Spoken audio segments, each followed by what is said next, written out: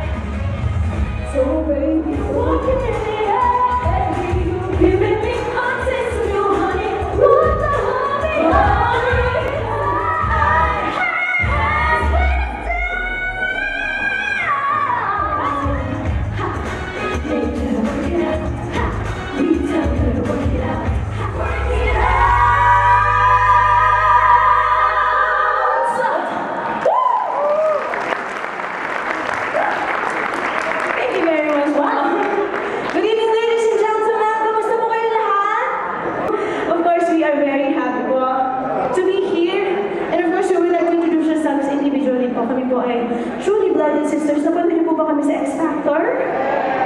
Ay, maraming salamat po. Thank you po sa pag-pray ninyo. We are very proud to be Filipino po and yes, pamilyang Filipino. And alay sa aming magkakapatid. And my name is Almira! Good evening po. I'm Irene and I'm the second po. Hello po.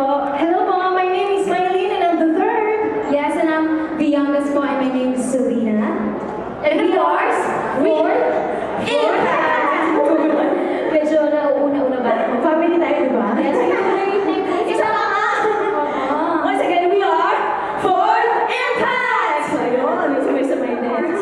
Darren Espanto and Fourth Impact, accompanied by the Daloy Dance Company and Whiplash.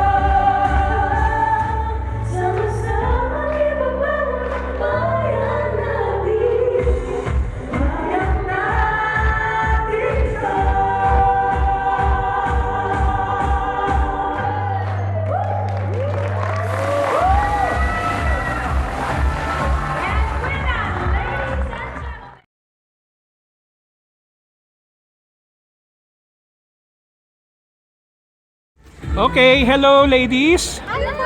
Kamusta po? So, how are you inspired by tonight's event?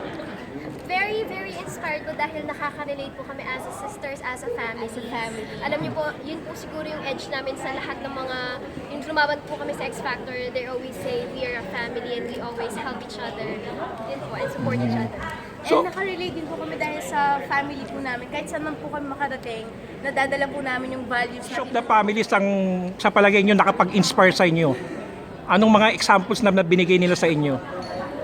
May natatandaan kayo yung like the cancer patient or yung sa OFW or yung sa sa street children? Apo.